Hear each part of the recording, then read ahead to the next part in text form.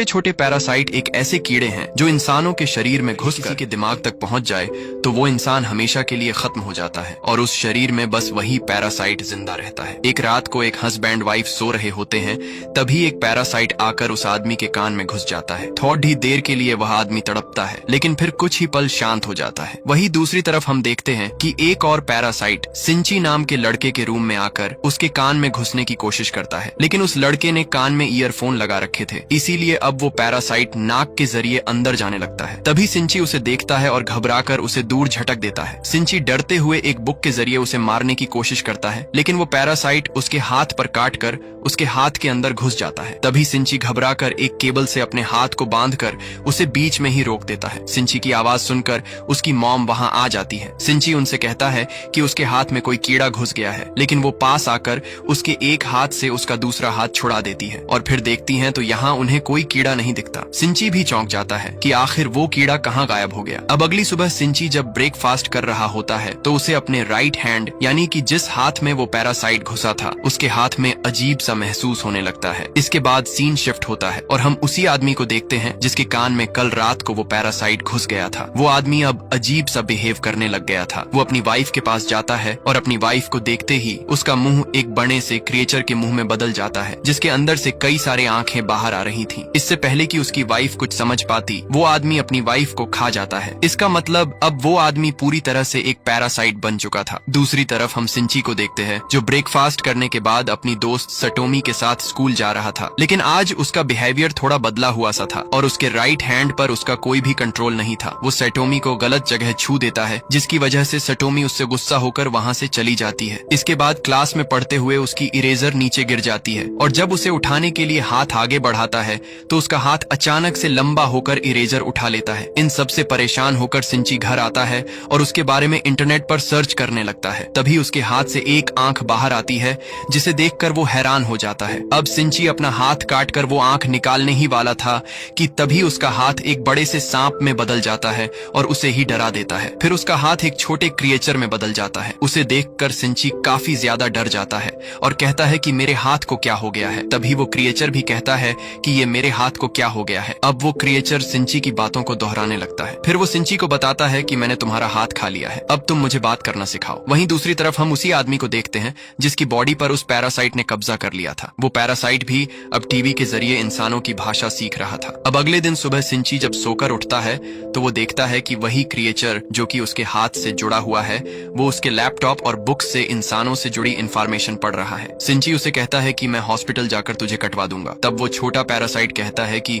मैं तुम्हारे हाथ की सेल से जुड़ा हुआ हूँ, इसलिए तुम्हें अपना पूरा हाथ कटवाना पड़ेगा, जो तुम कभी नहीं करवा पाओगे। अब वो पैरासाइट सिंची को बताता है कि वो उसकी पूरी बॉडी पर कब्जा करने की कोशिश कर रहा था, लेकिन तुमने मुझे हाथ में ही रोक दिया, जिसकी वजह से मैं केवल तुम्हारे हाथ पर ही कब्जा कर पाया और अब हम दोनों एक दूसरे से जुड़ चुके हैं। ये क्रिएचर कहता है कि तुम मेरे दोस्त हो और मैं अपने होस्ट के बगैर कुछ भी नहीं कर सकता। फिर वो कहता है कि तुम मुझे मिगी बुला सकते हो। अब मिगी सिंची के जरिए स्कूल में कई सारे बुक्स पढ़ता है और इंसानों के बारे में और भी ज्यादा जानने की कोशिश करता है। वो स्टूडेंट्स को फाइटिंग प्रैक्टिस करते हुए भी देखता है और वो सिर्फ उन्हें देखकर ही फाइटिंग स्किल्स सीख लेता है। अब इसके बाद हम पेंटिंग क्लास में सिंची को देखते हैं जो कि अपनी पेंटिंग पर काम कर रहा था। तभी सटोमी यहाँ आती है और उसे कहती है कि अगर तूने फिर से वो सब किया ना तो मैं तेरी जान ले लूंगी। फिर वो सिंची की पेंटिंग देखती है और फिर वहां से चली जाती है। अब स्कूल के बाद सिंची रात में जब नहा रहा होता है तभी मिगी कहता है कि मुझे तुम्हारी बॉडी को इन्वेस्टिगेट करना है। मिगी सिंची की पूरी बॉडी को देखने लगता है। अब मिगी और सिंची में अच्छी दोस्ती हो गई होती है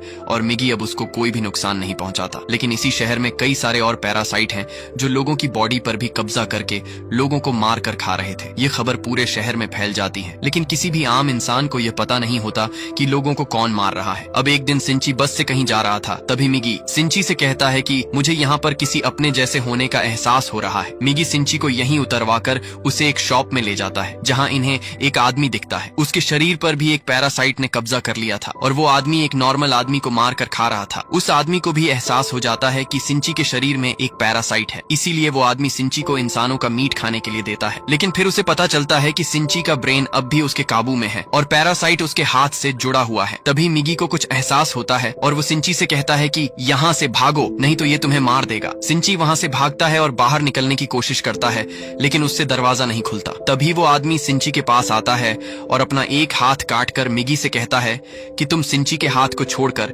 मेरे हाथ पर आ जाओ। लेकिन मिजी और सिंची में अच्छी दोस्ती हो गई थी, इसीलिए मिजी उसके हाथ पर जाने से मना कर देता है। फिर मिजी सिंची जी की जान बचाने के लिए इस पैरासाइट से फाइट करता है, और क्योंकि मिजी ने सिंची के स्कूल में स्टूडेंट को फाइट करते हुए देखा था, इसलिए वो उसी टेक्निक का इस्तेमाल करके इस पैरासाइट के ब्रेन और बॉडी को अलग कर देता है, जिससे वो पैरासाइट वहीं मर जाता है। इसके बाद वो वहां से निकल जाता है। घर जाते हुए रास्ते में उसकी माँ उससे पूछती है कि तुम आजकल अजीब क्यों बिहेव कर रहे हो, लेकिन वह अपनी मॉम को इस बारे में कुछ भी नहीं बताता। वहीं इन पैरासाइट के आ जाने की वजह से अब इस शहर में काफी लोग गायब हो रहे थे और उनकी लाशें मिल रही थीं। सिंची के अलावा कोई भी नहीं जानता था कि उन्हें पैरासाइट मार कर खा रहे हैं। सिंची मिगी से कहता है कि तुम अपने पैरासाइट दोस्तों से कहो कि वो लोगों को मार कर ना खाएं, लेकिन मिजी कहता है कि हमारा खाना इंसान है। वो कहता है कि जैसे तुम इंसान सब्जियां और एनिमल्स को मारकर खाते हो, वैसे ही हम जिंदा इंसानों को खाते हैं। आगे वह कहता है कि तुमको इसलिए नहीं खा रहा क्योंकि मुझे खाना तुम्हारे शरीर के खून से मिल जाता है, इसलिए अब जब तक तुम जिंदा रहोगे तब तक मैं भी जिंदा रहूंगा, और अगर तुमने अपना हाथ काटने की कोशिश की तो मैं तुम्हारा गला काट दूंगा। वहीं दूसरी तरफ उसी शॉप में हम एक पुलिस ऑफिसर को देखते हैं,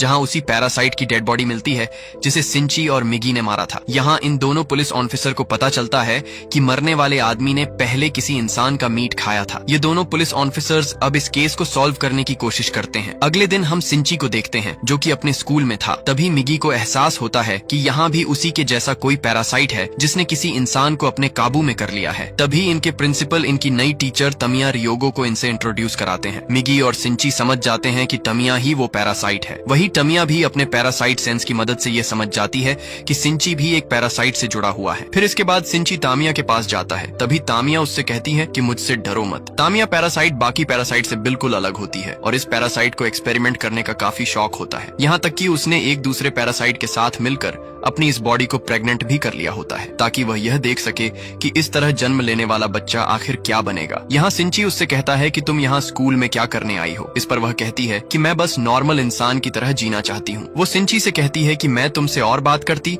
लेकिन तुम्हारी गर्लफ्रेंड हमें देख रही है और कहीं उसे ऐसा ना लगे कि तुम नई टीचर को देख उसे भूलकर नई टीचर पर फिदा हो गए हो। इसीलिए तामिया सिंची को बाद में मिलने के लिए कहती है। अब तभी सातोमी जो कि इन्हें देख रही थी वो यहाँ से चली जाती है। तामिया सिंची से कहती है कि मुझे स्कूल के बाद मिलना। मिजी भी तामिया से मिलने के लिए तैयार हो जाता है। वह सिंची से कहता है कि मैंने पहली बार ऐसा पैरासाइट देखा है जो इतना शांत होकर अपने होस्ट की बॉडी में रह रहा है। अब तामिया के बारे में और ज्यादा जानने के लिए सिंची तामिया से मिलने जाता है। तामिया ने यहाँ पर 2 और पैरासाइट को भी बुलाया होता है, जिनमें से एक हाई स्कूल स्टूडेंट शिमाडा होता है और दूसरा एक ऑफिसर मिस्टर ए होता है। ये दोनों तामिया के साथ मिले होते हैं। तामिया सिंची और मिगी को बताती है कि हम पैरासाइट को सरवाइव करने के लिए आपस में मिलकर रहना होगा और इसलिए हमने मिलकर पैरासाइट का एक नेटवर्क बनाया है और हम सब एक दूसरे से जुड़कर एक दूसरे को इन्फॉर्मेशन देते हैं ताकि हम सब इंसानों के बीच छुप कर रह सकें और अपने लिए रोज इंसानों को मार कर खा सकें। तामिया सिंची से भी इस नेटवर्क में जुड़ने के लिए कहती है, लेकिन सिंची कहता है कि मैं पूरी तरह से तुम्हारे जैसा नहीं हूँ, तुम सब एक मॉन्स्टर हो। तामिया कहती है कि हाँ, हम सब एक मॉन्स्टर हैं, इसीलिए मैंने मिस्टर ए के साथ मिलकर एक एक्सपेरिमेंट किया है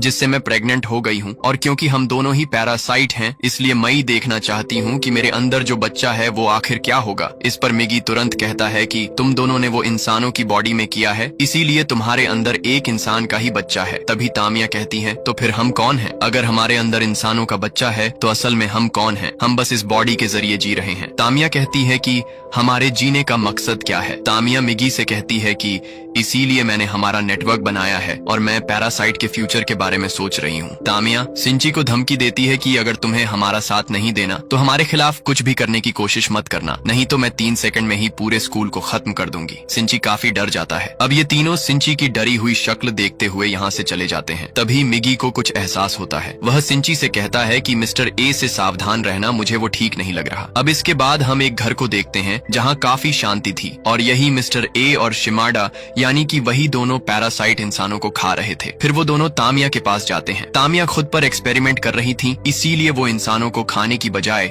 इंसानों जैसी रहने की कोशिश कर रही थी। वो इंसानों जैसा ही खाना भी खाती है। वो कहती है, हमें इंसानों के बीच रहने के लिए इंसानों के जैसा ही सोचना होगा, तभी हम यहाँ सरवाइव कर पाएंगे। वहीं दूसरी तरफ सिंची काफी परेशान था, लेकिन वो अपनी मॉम को भी ये सब नहीं बता पा रहा था। वो अपनी मॉम से कहता है कि आप घर में ही रहना, क्योंकि वो जानता था कि बाहर काफी ज्यादा पैरासाइट हैं जो इंसानों को मार कर खा रहे हैं, लेकिन उसकी मॉम ये नहीं जानती थी, इसीलिए वो सिंची की बात पर खास ध्यान नहीं देती। अब एक दिन रात में अपने घर आते समय सिंची का सामना मिस्टर ए से होता है और मिस्टर ए को अब तक ये पता चल चुका था कि उस शॉप में जो पैरासाइट मरा था उसे सिंची और मिगी ने ही मिलकर मारा था। इसलिए मिस्टर ए सिंची को मारने के लिए उस पर हमला करता है, लेकिन मिगी सिंची को बचा लेता है। मिगी मिस्टर ए से फाइट करने लगता है। इन दोनों में यहाँ काफी तगड़ी फाइट चल रही थी कि तभी सिंची आगे बढ़कर मिस्टर ए के अंदर एक लोहे का पाइप घुसा देता है, जिससे मिस्टर ए की बॉडी से खून बहने लगता है। और क्योंकि ये पैरासाइट एक इंसान की बॉडी में था, इसीलिए ये बॉडी कमजोर होने की वजह से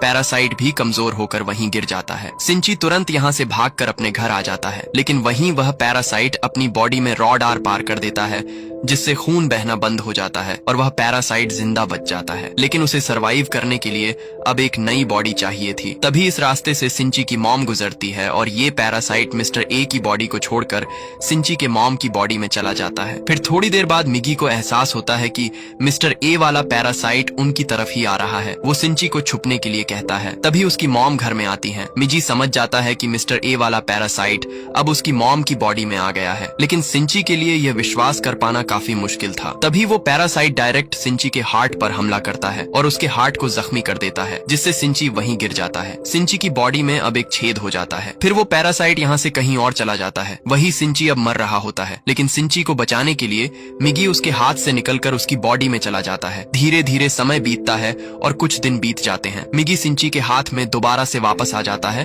और सिंची जाग जाता है। वह अब बिल्कुल ठीक हो गया था। फिर मिगी उसे बताता है कि मैंने तुम्हारे हार्ट को ठीक करने के लिए अपने एक हिस्से को वहां छोड़ दिया है, जिससे तुम्हारा हार्ट वापस रिकवर हो गया और तुम्हारी जान बच गई। मगर वही सिंची दोबारा से जिंदा होकर बिल्कुल भी खुश नहीं था। उसके लिए अब जिंदगी में कुछ भी नहीं बचा था। यहाँ से खूब रोता है। फिर अगले दिन सिंची तामिया के पास जा रहा था, तभी उसे रास्ते में सातोमी मिलती है। सातोमी उससे बात करती है, लेकिन सिंची का बिहेवियर अब फिर से बदलने लगा था। वो सातोमी से बात नहीं करता और भागता हुआ डायरेक्ट तामिया के पास जाता है। वह तामिया से कहता है कि मिस्टर ए कहाँ है, लेकिन तामिया कहती है कि उसे तो तुमने मार दिया। यहाँ तामिया सब कुछ जानती थी, लेकिन फिर भी वो ऐसे बिहेव कर रही थी जैसे वो कुछ नहीं जानती। मिगी तामिया को बताता है कि मिस्टर ए ने उस पुलिस ऑफिसर की बॉडी को छोड़कर सिंची की मोम की बॉडी को ले लिया है। सिंची कहता है, मिस्टर, ये तुमसे जुड़ा हुआ था, इसीलिए तुम्हें जरूर पता होगा कि वो कहाँ है। लेकिन तामिया साफ साफ सिंची को मिस्टर ए का पता बताने से मना कर देती है। सिंची उसे डराने के लिए एक चाकू निकालता है, लेकिन तामिया इन दोनों को ही डरा कर यहाँ से जाने लगती है। तभी सिंची उसकी तरफ चाकू फेंकता है, मगर वो चाकू पकड़कर वापस सिंची की तरफ ही फेंक देती है। वो जानबूझकर सिंची को नहीं मारती और फिर वो यहाँ से चली जाती है। वहीं उन ऑफिसर्स को मिस्टर ए यानी कि उस पुलिस ऑफिसर की बॉडी मिलती है। यहाँ इन्हें जांच से पता चल जाता है कि उस पुलिस ऑफिसर और शॉप के मालिक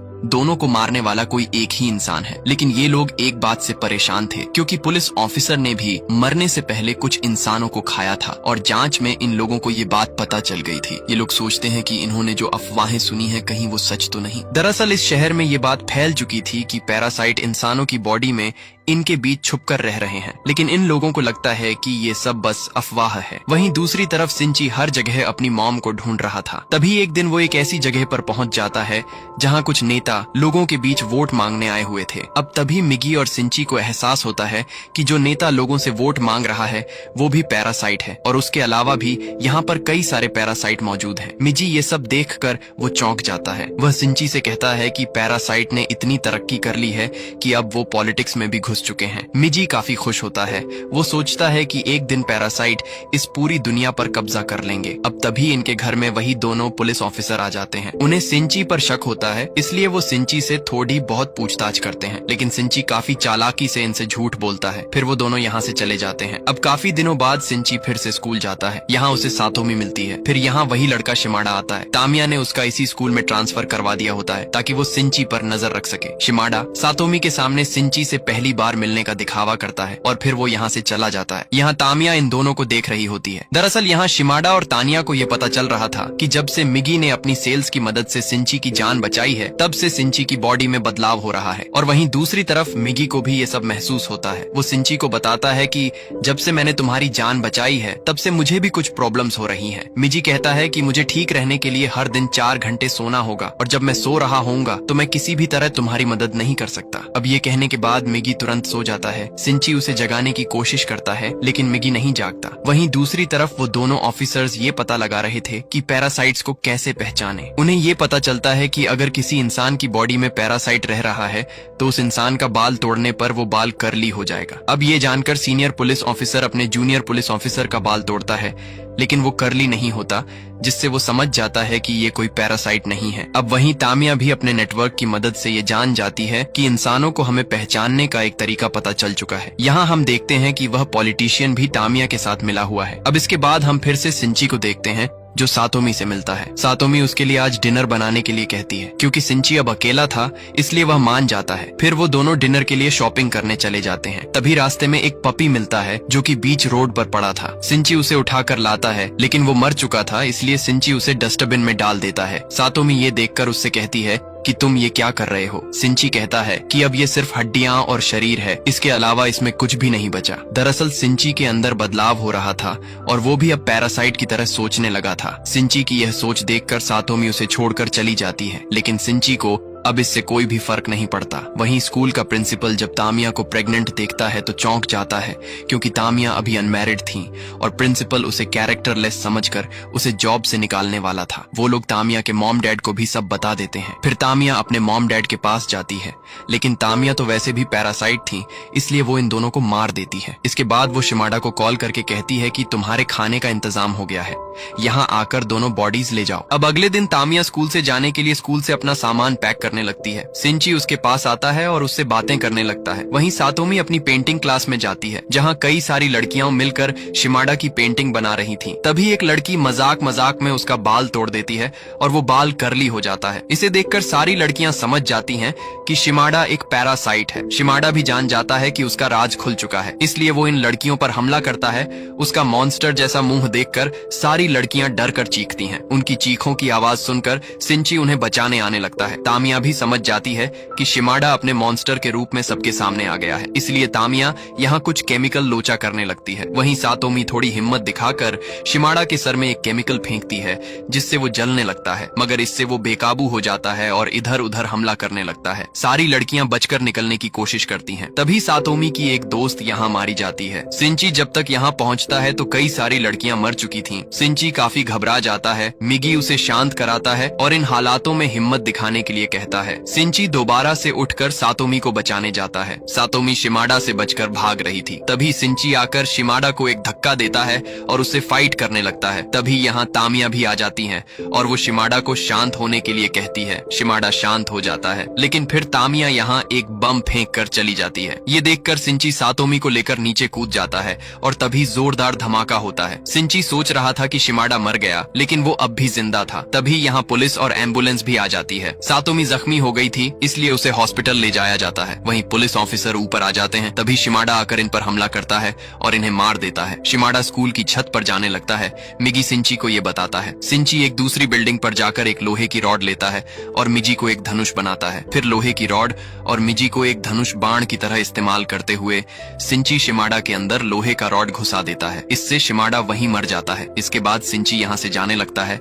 तभी वहाँ तामिया भी आ जाती है और वो सिंची से कहती है कि मैं अब थोड़े समय के लिए गायब हो जाऊंगी। तामिया सिंची को मिस्टर ए यानी कि उसकी मॉम का एड्रेस देती है। सिंची उस एड्रेस को ले लेता है। अब कुछ समय बाद यहाँ वही दोनों ऑफिसर आते हैं और जब वो दोनों ये पता लगा रहे होते हैं कि शिमाडा कैसे मरा तो उन्हें पता चल जाता है कि उस पर किसी ने दूसरी बिल्डिंग से हमला किया था, लेकिन इन्हें सिंची के बारे में कुछ भी पता नहीं चलता। वही सिंची तामिया के दिए हुए एड्रेस पर पहुंच जाता है। यहाँ उसे उसकी मॉम मिलती है। सिंची उनका पीछा करते हुए एक ब्रिज के नीचे आ जाता है। तभी यहाँ मिगी को नींद आने लगती है। वह सिंची को यह बताता है और इस वक्त मिगी सिंची को बचाने के लिए एक हथियार का रूप लेकर सो जाता है। इसके बाद सिंची उसी हथियार की मदद से मिस्टर ए यानी कि अपनी ही मॉम से फाइट करता है। यहाँ सिंची अब काफी अच्छी फाइटिंग कर रहा होता है। वह मिस्टर ए को मारने वाला था। तभी उसे उसकी मॉम की आवाज आती है और वह देखता है कि उसके मॉम की थॉडी बहुत कॉन्शियसनेस अभी जिंदा होती है। तभी मिस्टर ए सिंची पर हमला करता है लेकिन उसकी मॉम की कॉन्शियसनेस की मदद से उसकी मॉम अपने हाथ से सिंची को बचा लेती है, मगर फिर सिंची को ना चाहते हुए भी मिस्टर ए को खत्म करने के लिए अपनी ही मॉम को जान से मारना पड़ता है। अब थोड़ी देर बाद मिगी जब जागता है तो सिंची उसको ये सब बताता है। अब इसके बाद हम उस पैरासाइट पॉलिटिशियन को देखते हैं और उसकी पार्टी ने अब तक इलेक्शन जीत लिया होता है। इससे वह पैरासाइट अब एक ऊंची पोस्ट पर बैठ जाता है। लेकिन इसी दौरान उन दोनों पुलिस ऑफिसर्स को हेडक्वार्टर बुलाया जाता है और एक दूसरी टीम का चीफ इनसे पैरासाइट के बारे में सारी इंफॉर्मेशन ले लेता है, क्योंकि अब इंसानों को ये पता चल चुका है कि पैरासाइट इनके बीच छुप कर रह रहे हैं और इसीलिए इंसानों को बचाने के लिए ये लोग एक ऑपरेशन चलाने वाले हैं जिसका नाम है ह्यूमन लाइफ प्रोटेक्शन। अब इसके बाद हम देखते हैं कि वो पॉलिटिशियन तामिया के पास जाता है और इन दोनों के साथ एक और काफी खतरनाक पैरासाइट भी था जिसका नाम गोटू होता है। वो तामिया से कहता है कि वो सारी मैनकाइंड को खत्म कर देगा, लेकिन अब तामिया को अपने आने वाले बच्चे की चिंता होने लगती है। वहीं दूसरी तरफ सिंची हॉस्पिटल में सातोमी से मिलने जाता है और डिसाइड करता है कि वो अब सारे पैरासाइट को ढूंढकर उन्हें जान से मार देगा। इसी दौरान हम देखते हैं कि कोई सिंची पर नजर रख रहा है। वो सिंची और मैगी की एक साथ फोटो लेता है और यहीं पर ये कहानी खत्म।